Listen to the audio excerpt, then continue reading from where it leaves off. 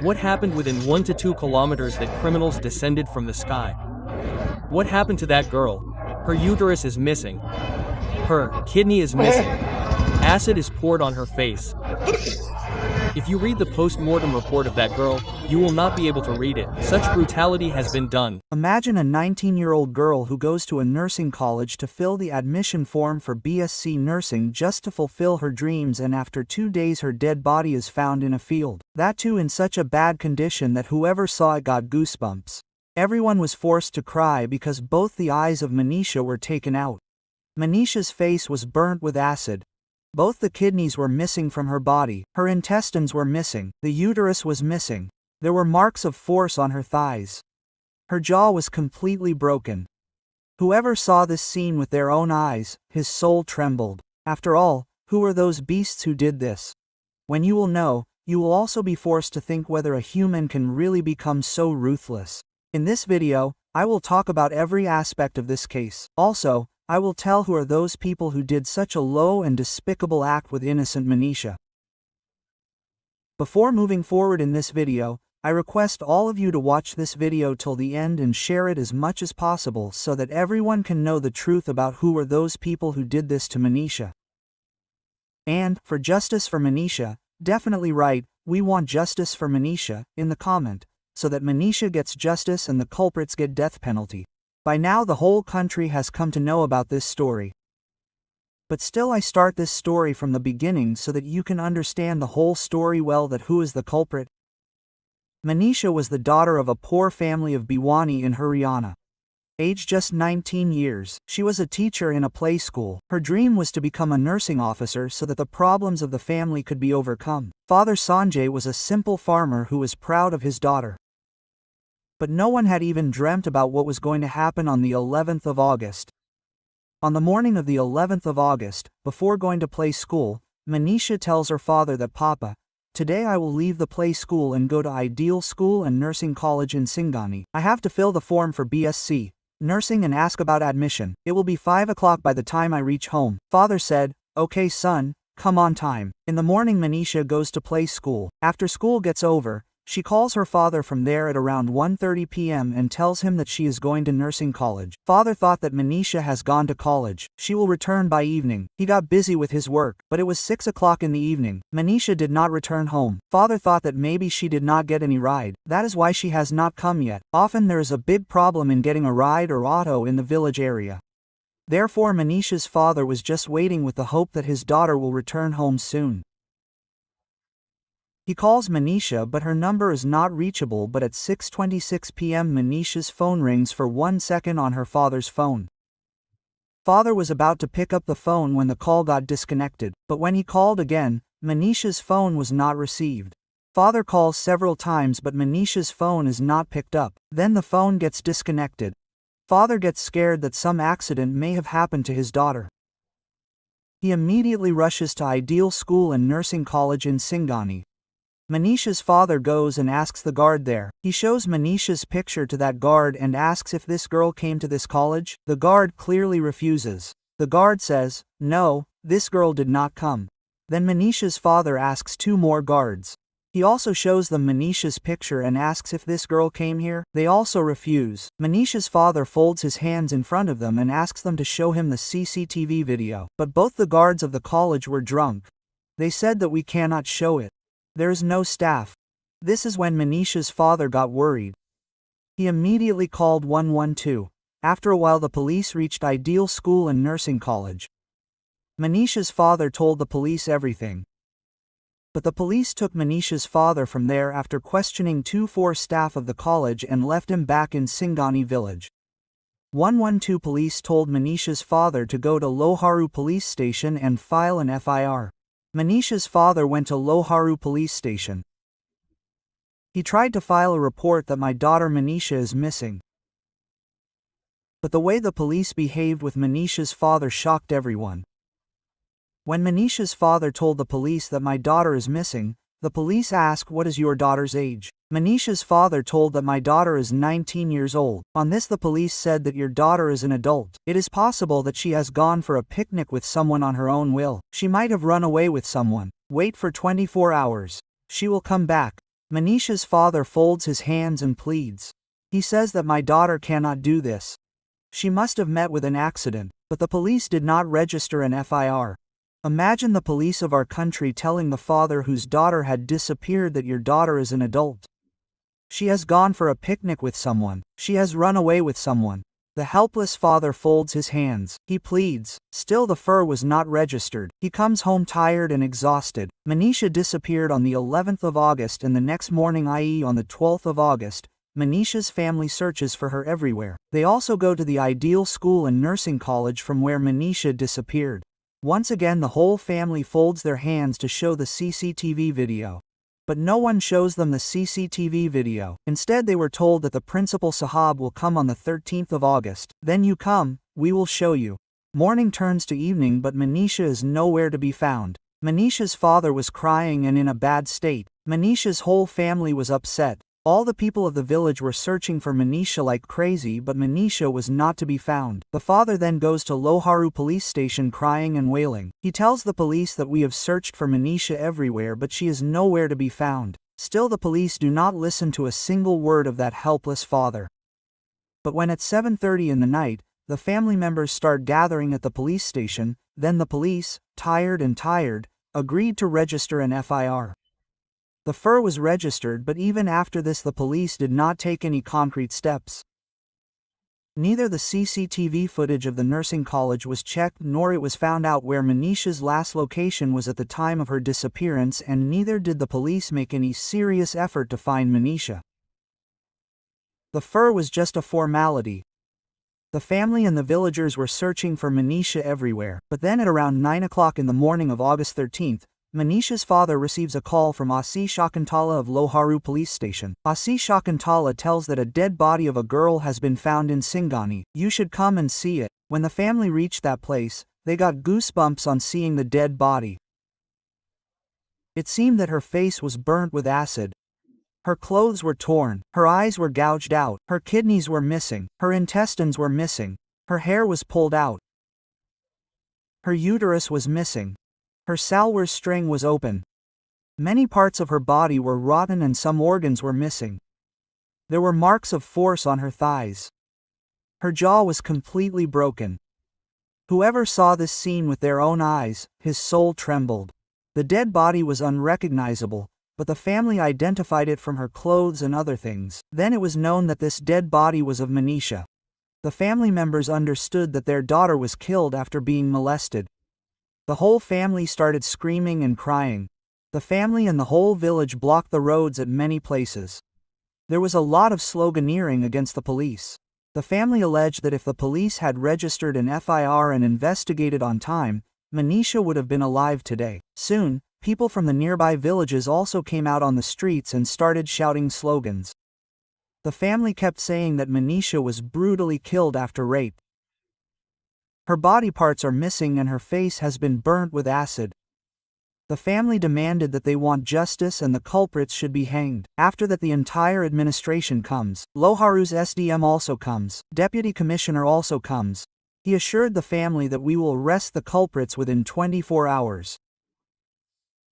But the family clearly said that they will not perform the last rites until the culprits are arrested.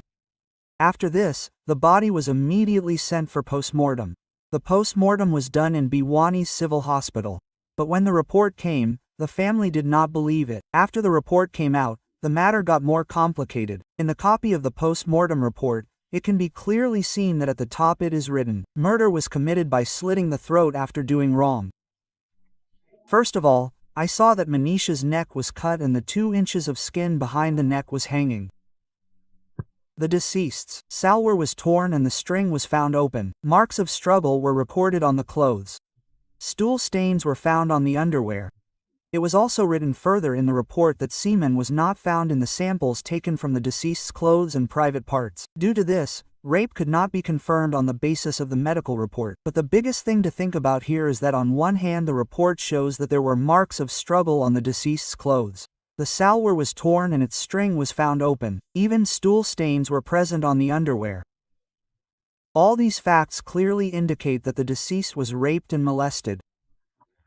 Despite this, it was written that no marks of semen were found on the body. That is why rape cannot be confirmed, whereas the Supreme Court has clearly stated in many cases that just the absence of semen from the body does not prove that rape did not take place. Semen is not found on the body due to many reasons, such as the victim's clothes being changed, washed, time passing, or the criminals trying to destroy evidence. Therefore, from the point of view of law and according to the court, only the absence of semen cannot be the basis for denying rape. The condition of the clothes, signs of struggle, and circumstantial evidence are also considered equally important. Apart from this, it is also recorded in the report that there were injury marks on both the knees of the deceased, but neither was the salwar torn from that place nor was any mark of rubbing found. This clearly means that the salwar was worn after committing a crime with the girl, and after this, knowing the things written in the report will send chills down your spine. According to the post-mortem report, grass, straw, and rotten tissue were stuck to the dead body and there was a strong smell. There were eggs of flies at many places on the body and clothes. The hair on both the front and back of the head was getting plucked easily. There were black spots on the skin of the entire body and scalp due to decay. The skin and soft tissue of the face, neck, and some parts of the head were missing. The structure of the nose and eyes was missing, and the eyes were also missing. Some of the bones of the neck and the internal tissues had also decayed. The skin of the body had peeled off in many places, and the skin of the hands and feet had partially peeled off. The chest was stretched and the abdomen was swollen. The uterus was partially protruded. No rope marks were found on the neck. Part of both the eyes and the cornea were missing. There was no blood or foam from the mouth, nose, ears, anus, or vagina. The largest wound was on the front and both sides of the neck. Its size was about 29.5 centimeters * 16 cm. The edges of the wound were red, swollen, and irregular. The post-mortem report also recorded that marks of being eaten by insects or animals were found on the body. Many internal muscles and parts of the bones were also missing. But the biggest question is that can the body of any human being rot so much in just 2 days? This does not seem to be believable in any way. As the family had alleged that the face was burnt with acid, was Manisha's body so rotten due to the same acid? Manisha's family burst out in anger. They said that this report is false and fabricated, which has been prepared by the police and administration only to save the accused. The family alleged that their daughter was brutally raped, but the police is hiding the truth. It was written in the post-mortem report that Manisha's body was scratched by animals, but the family clearly says that there were no footprints of any animal near the body. If any animal had eaten or scratched the body, then blood or pieces of flesh would have fallen around it. But nothing like that was present there. On the contrary, empty bottles of beer and liquor were lying around the body. Tire marks of the car were also present at the spot. They clearly refused to take the body. Gradually, this matter became a topic of discussion in the entire state and then across the country. Anger started spreading everywhere. People came out on the streets from villages to cities. Hundreds of thousands of people came out on the streets with candles and demanded justice. Students and social organizations took out candle marches at Delhi's India Gate and Jantar Mantar. In many districts of Haryana, women and youth came out on the streets with placards in their hands. Slogans were raised at many places. This movement became so strong that the media across the country started showing it prominently, and the hashtag Justice for Manisha started trending on social media as well. After the protest of the family and villagers and allegations of negligence on the police, the Haryana government suspended 5 policemen of Loharu police station. Ashok Kumar, Sao Loharu in charge, Asi Shakuntala, Asi Anup of 112, Constable Pawan, SPO Dharmendra. These 5 were accused of not taking timely action in Manisha's disappearance and the subsequent incident. Apart from this, Bhiwani SP Manbir Singh was transferred and IPS Sumit Kumar was appointed as the new SP. The SP was transferred and action was taken against the police officers, but the family was still not satisfied. Manisha's family raised questions on the first post-mortem report and demanded a second post-mortem. The anger of the family and public outrage was so intense that there was a lot of pressure on the administration and the police. The situation started deteriorating due to the demonstrations and candle marches happening everywhere. Finally, in front of the increasing pressure and public anger, Haryana Chief Minister Nayab Singh Saini also had to bow down and order a second post-mortem. Manisha's second post-mortem was conducted at PGIMS Rohtak. According to the second report, the body was very rotten. Mud and weeds were stuck on it and a strong stench was coming from the whole body. Parts of the face, eyes, ears, etc. were found rotten. The tissues of the tongue and throat had also completely decayed. The skin of many parts of the body had rotted in many places. The C3 to C5 vertebrae were missing in the neck bones, while the C6 bone was broken. But there was no blood leakage at the fractured place. That is, this injury could have happened even after death. Uterus from inside the stomach. Both ovaries, both kidneys, spleen and some parts of intestines were found missing. The condition of eyes, pupils and cornea was also completely rotten. In the first post-mortem report, it was clearly written that the cut mark found on Manisha's neck was made by a sharp object. But the second report said exactly the opposite, that this mark was made due to the bite of an animal. That is, two completely different conclusions were reached on the same wound. The first report indicated human attack while the second report said that it was an animal attack. There is no clear mention of the cause of death in the report. In the first report, it was written that the eyes were missing and the uterus was outside. But in the second report, it is recorded that the uterus and other internal organs, kidneys, spleen, ovaries were missing and the condition of eyes, pupils and cornea was completely rotten. That is, the eyes had rotted. But there was no mention of their disappearance. In this way, both the reports do not match each other and there is a difference between the two. From here the controversy started deepening. Manisha's family clearly alleged that the police is hiding the truth and trying to save the accused. The biggest question that arose was, how can two different medical teams write so many different things? I could not read the post-mortem. This means that the internal organs are missing. The truth is that her uterus is missing. Her kidneys are missing. Her uterus is missing. Her kidneys are missing. Acid is poured on her mouth. If you read the post-mortem report of that daughter, you will not be able to read it. Such brutality has been done. But in the viscera report that came the next day, it was clearly written that Manisha had consumed pesticide. Pesticide was found in her body, due to which she died. Pesticide is the same poison that farmers use to kill insects in the crop. Many experts believe that since Manisha's body was found in the field, if pesticide was poured on the crop in the surrounding fields, then also traces of pesticide can be found in the body. Experts also say that usually it takes 15 to 30 days for the viscera report to come. But in Manisha's case, this report came only after 3 days, which raises doubts somewhere. But after 5 days, the police held a press conference and claimed that they had found a note of Manisha. The police said that Manisha had committed suicide by consuming pesticide. No wrong was done to her. The police made the photocopy of that side note viral in the media and also showed a shop bill in which it was written that Manisha had bought the pesticide from there and had also signed it properly. After these claims of the police, the anger of the family flared up even more because there was no mention anywhere in both the post-mortem reports that Manisha had consumed pesticide.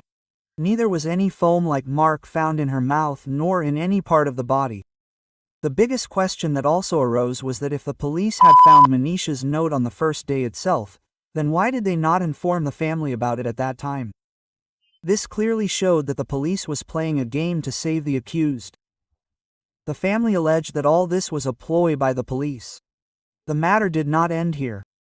The note shown by the police was not original but just a photocopy, and the most important question in it was that Manisha's family understands Haryanvi and Hindi more. But that note was written in English. Whereas everyone knew that Manisha's parents did not know English at all. If she had really written her last letter, she would have written it either in Hindi or Haryanvi so that the family members could understand it. And nowhere in that note was it clearly written that Manisha was going to die. If Manisha had really consumed pesticide, then why was no bottle, cap or wrapper found near her? The police kept saying that she bought the pesticide from a village shop and also signed it properly. But just think, does the shopkeeper ever get signatures on the bill or register while buying pesticide at village shops? I have never seen this happening till date, and even if we assume that she had bought it, Would she go to a farm 2 kilometers away to drink the poison? She could have done it at home as well. Then the biggest question is, if she drank the pesticide, did she untie the string of her salwar herself after that? And the body parts that were missing, did she cut them off and make them disappear? This story of the police did not seem trustworthy from any angle. It was clear that the police knew the real accused. But new lies and fabricated evidence were being presented to save him. This is where the controversy started deepening. Manisha's family directly accused the police of hiding the truth and trying to save the accused. Demonstrations and protests started at various places. The anger of the family was now boiling. They had clearly said that until Manisha's post-mortem is not done in Delhi AIIMS and until the investigation of the entire case is not handed over to the CBI, they will not cremate the body. The question started resonating everywhere that why is the police repeatedly presenting contradictions in the post-mortem report and why is it trying to forcefully bring in the suicide angle? As people's anger increased, the movement also intensified. Finally, seeing the growing public outrage and the family's adamant stand, the government had to intervene. The body was kept for several days, due to which the tension in the entire environment deepened. As the pressure increased, the government was forced to get Manisha's post-mortem done for the third time at Delhi AIIMS. A high-level meeting was held and the case was handed over to the CBI. When both the demands of the family were met, Manisha's last rites were completed on August 21st. If looked at carefully, it is very unusual to have 3 post-mortems in a case. Even in the Sushant Singh Rajput case, the post-mortem was done only twice. The question that arises is that if there was no negligence or conspiracy on the part of the police, then why was Manisha's post-mortem done for the third time? In fact, Manisha's family kept saying that their daughter had gone to nursing college and disappeared from there. The family members asked the police several times to check the CCTV footage of the college and find out Manisha's last location. But the police neither saw the CCTV of the college nor traced her last location. The family members also said that on the day Manisha disappeared, a call came from her mobile at 12 o'clock that night, but the mobile got switched off after 1 minute. Last night her phone was switched on at 12:04. After that it got switched off. When we called again, it was switched off again. Despite this, the police did not try to trace the last location. Manisha's mobile is missing till date, but the surprising thing is that the police did not make any concrete effort to find it. Not only this, even when Manisha's body was recovered, the police did not feel the need to call the forensic team to the crime scene. That is, the most important evidence is the investigation of the mobile and the crime scene. Both were completely ignored by the police. Manisha's family members clearly allege that the nursing college has a role in whatever happened to their daughter. Not mine. The whole claim is that whatever the college staff did to that girl, how they behaved with her, whatever happened, this crime was committed by that staff. They say that the body parts that are missing have been removed by the college people and this college belongs to some big leader. That is why the police is protecting him. The college has done this. The college people have killed her. They have also removed her kidney. They have also removed her eye. Whatever Bachata has removed, they have also removed it. Many experts also believe that if only rape had happened, then such body parts would not have disappeared from the body.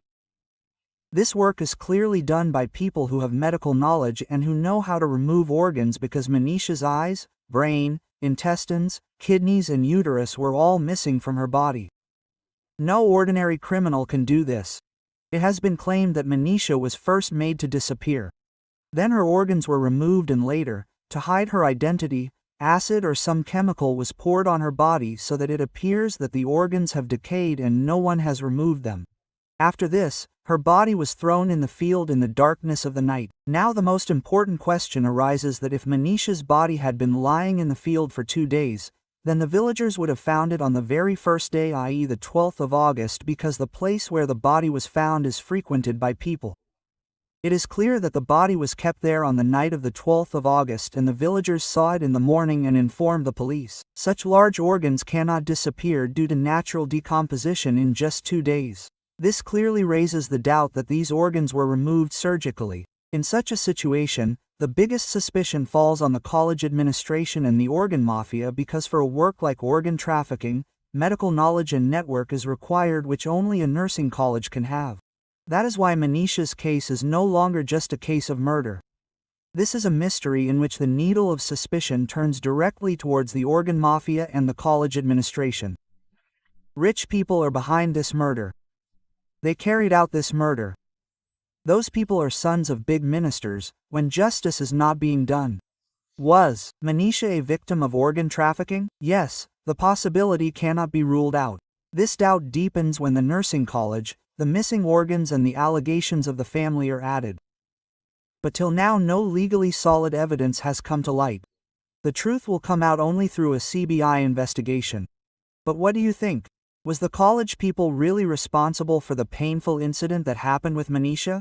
Will the CBI now be able to reach those monsters who committed such a heinous crime with Manisha? And should Manisha get justice without delay? Do share your opinion on this entire matter.